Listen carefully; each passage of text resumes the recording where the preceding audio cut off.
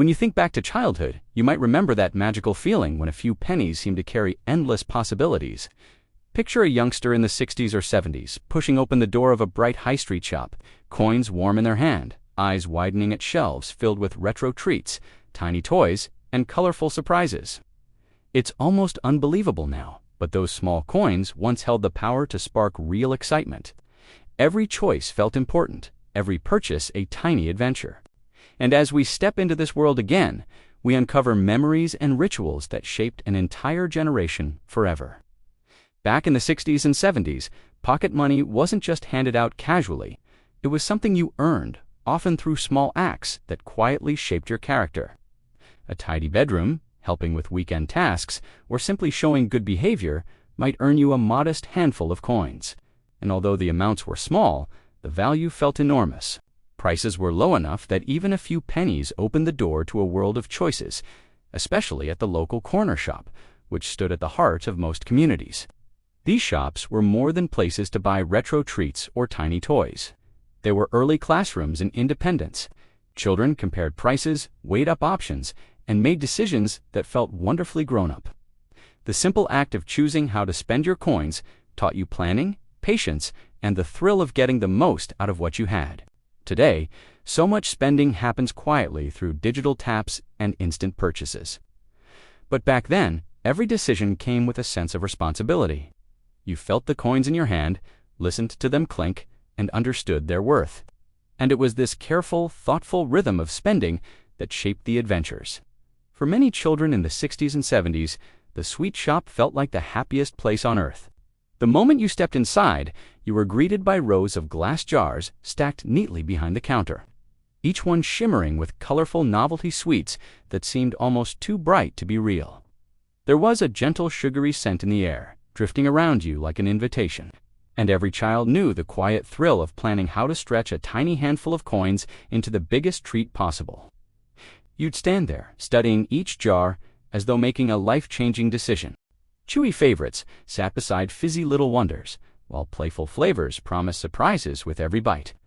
A small bag of mixed selections felt like a treasure chest, every piece a reward you'd chosen for yourself.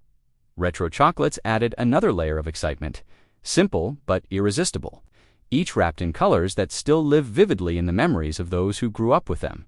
What made it magical wasn't just the taste, it was the ritual of choosing, the slow marvel of handing over your coins, the soft rustle of a paper bag being filled with exactly what you'd imagined.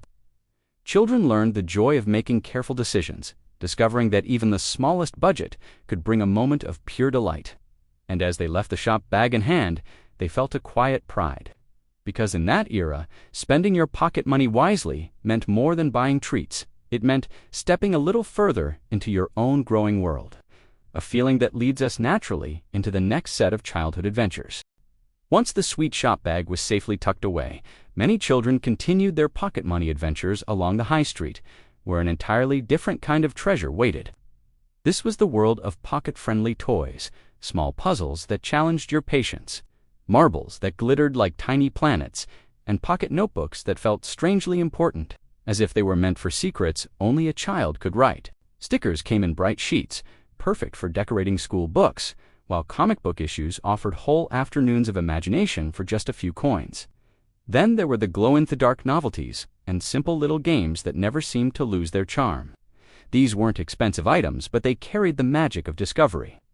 Children often saved for something slightly bigger, a pack of colorful stationery, a miniature figurine, or a small craft kit that promised an hour or two of quiet creativity.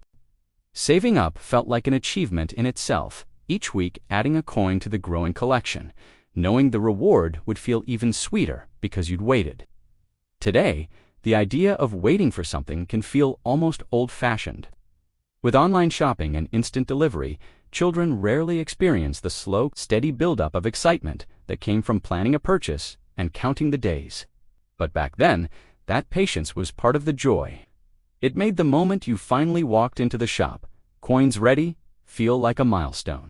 And just as toys shaped these memories, the next section reveals how playground fads turned pocket money into a shared adventure. Every playground in the 60s and 70s had its own rhythm, and much of it was set by whatever craze had swept through that year. One moment, collectible cards were the prized possession, traded with intense negotiation during break time.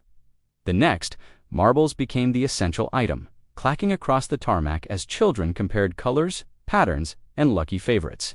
Badges followed soon after, pinned proudly to school bags and jackets, each one a small statement of personality. Retro paper toys made their appearance too simple, affordable creations folded, flicked, or spun into life. Then came the seasonal little gadgets that everyone suddenly needed. Some were bright, some were noisy, and some were just wonderfully pointless. But that never mattered. If the playground declared it a must-have, children raced to spend their pocket money on it. And if you didn't have one, you felt left out, because every playground seemed to agree on what the next big thing was. Swapping items during break time added another layer of excitement. Deals were made, swapped back, renegotiated, and proudly shown off again. It wasn't just about owning something. It was about being part of the moment, part of the group, part of the unspoken understanding that this tiny trend had become the center of your world. These short-lived obsessions shaped how children saved and spent their coins, teaching them the art of choosing between what they wanted now and what they might want tomorrow.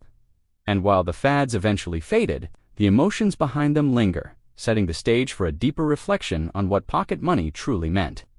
Looking back, it becomes clear that pocket money was never only about the treats or toys we brought home. Those small coins carried a quiet sense of independence, a feeling that we were trusted to make our own decisions, however tiny they seemed. Each purchase was a moment of choice, shaping our early sense of identity. Were we someone who saved, someone who shared, or someone who seized the little joys straight away? These rituals stayed with us, creating memories far richer than the items themselves. What made it powerful was the pace of it all. Nothing was instant. You walked to the shop, weighed up options, and lived with the excitement of anticipation. Today's world moves faster, with digital taps replacing slow, thoughtful spending. And many children never experience that gentle rhythm of learning through tiny decisions. Yet those moments formed a foundation, preparing us for the world ahead and leading naturally into our final reflections. Today's world feels quicker, larger, and far more complicated. Yet those old pocket money moments remain perfectly preserved in memory.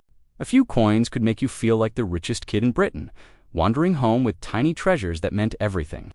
The joy was simple, the choices were ours, and the excitement lasted long after the treats were gone. Kids today might never believe how far a handful of coins once stretched, but we remember, and that's what keeps those gentle, glowing moments alive. For more of these unbelievable memories, tap the video on your screen. The 1970s stories are something else. Don't forget to subscribe.